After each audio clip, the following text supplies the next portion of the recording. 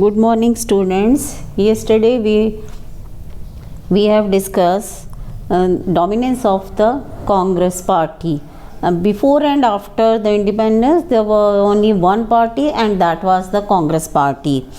And the Congress brought together diverse groups, all the peasants, industrialists, urban dwellers, villagers, workers, owners, middle, lower and upper classes, and all the caste found space in the Congress.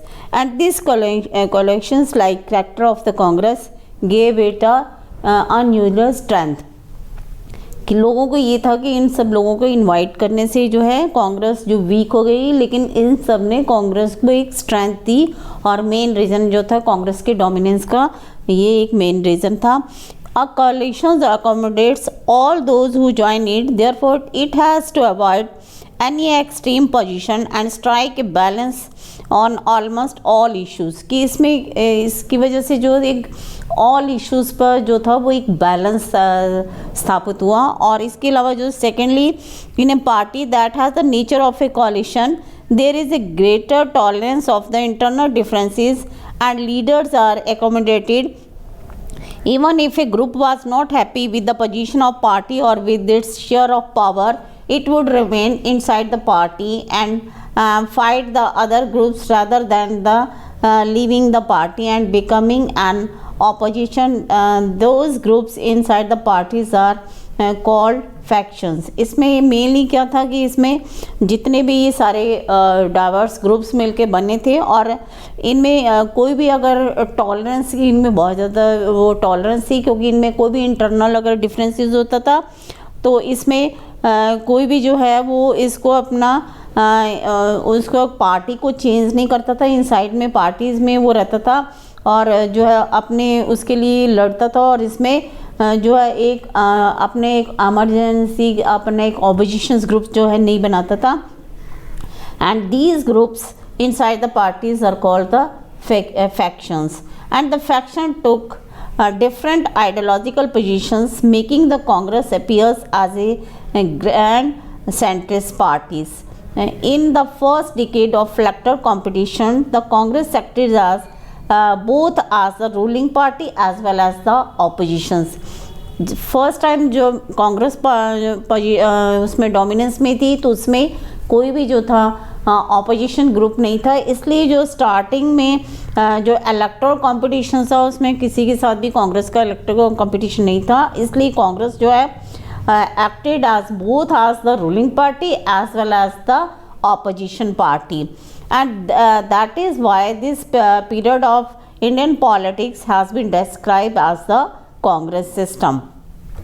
कि ये जो है इसलिए इसको Congress system का नाम दिया गया. ये क्वेश्चन है what is mean by the Congress system, कि कांग्रेस सिस्टम क्या था. इसमें मेनली ये था कि there was no opposition party and in the first decade of the electoral competitions the Congress acted as the ruling party as well as the opposition party. और उसकी वजह से जो है इसमें इस पीरियड को पॉलिटिक्स में कांग्रेस सिस्टम का नाम दिया गया है. And differentiate between the one party dominance and one party system. कि इसमें जो one party dominance and one party system इसमें मेन डिफरेंस है. one party dominance and one party system. In some countries there is only one party system. वहाँ पर किसी भी opposition को अलाउड नहीं है और वहाँ पर ओनली वन पार्टी जो है वो इलेक्शन लड़ती है और लोगों को उसी को वोट देने होते हैं. In some nation like USSR only one party ruled and no other political party was allowed, while in India several regional and national parties were working side by side. But the Indian Congress was the oldest and the biggest political party, very active role during the freedom struggle of the country. कि सबसे main जो थे इसकी importance का dominance का main reason क्या था कि मेनली सबसे ज़्यादा एक्टिव पार्टी थी और जो मेन रोल था ड्यूरिंग द फ्रीडम स्ट्रगल की आज़ादी के टाइम पे सबसे ज़्यादा मेन रोल जो था इसी पार्टी ने जो है आज़ादी के समय किया था, इसलिए जो है ये सबसे oldest and biggest political parties को कहा गया है। और इसके अलावा जो है इन लाइक चाइना, क्यूबा, सीरियास, the constitution permit only a single party. वहाँ पर कॉन्स्टिट्यूशंस के अकॉर्डिंग एक सिंगल पार्टी को परमिशन दी गई है और that party rule the country and there was no opposition party. Few years ago, Mexico was only one party dominant state like South Korea and Taiwan. Distinguished the dominance of the Congress party in India from all these cases was it happened during democratic conditions. कि यहाँ पर जो है there's a difference between the one party dominance and between the one party system.